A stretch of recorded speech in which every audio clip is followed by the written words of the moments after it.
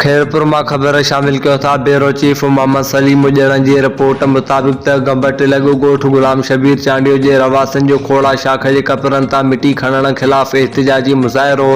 एहतिजाज कंदड़नि में वॾेरो यकीन चांडियो, शाहबाज़ चांडियो, इरफान चांडियो, हमीर चांडियो ॿियनि जो चवणु आहे त सुखवान खां वठी असांजे ॻोठ गुलाम शबीर चांडियो ताईं खोड़ा शाख सां रस्तो ख़राब आहे। खोड़ा शाख जे कपरनि तां कुझु बाअसर माण्हू दारोगे ऐं बेलदार जे मिली भगत सां शाख जे कपरनि तां मिटी खणनि था, जंहिंसां शाख जा कपर कमज़ोर थियण लॻा आहिनि। शाख मां सिम पवण जे करे असांजे ॻोठ जो रस्तो रोज़ रोज़ ॿुॾे थो, जंहिंसां असांखे बीमार मरीज़ अस्पताल खणी वञण में मुश्किल पैदा थिए थी। हिननि जो वधीक चवणु हो त रस्ते जो आज़ार हुजण करे कल्ह असांजे मरीज़ खे तकलीफ़ वधी वई हुई, जंहिंखे गंबस अस्पताल खणाए वञी पिया त अस्पताल पहुचण में देर थी वई। मरीज़ रस्ते में फौत थी वियो। हिननि DC खैरपुर एरीगेशन जे बाला ऑफिसरनि ऐं मुख्तियारकार गंबट खां मुतालबो कयो त खोड़ा शाख जे कपरनि मां मिटी खणण वारनि उन्हनि जे साथारनि जे ख़िलाफ़ कानूनी कार्रवाई करे मिटी खणण बंदि कराई वञे। शाख जे कपरनि खे मज़बूत कराए असांखे रस्तो ठीकु करे ॾिनो वञे, न त ॿी सूरत में एहतिजाज जो दाइरो वधायो वेंदो।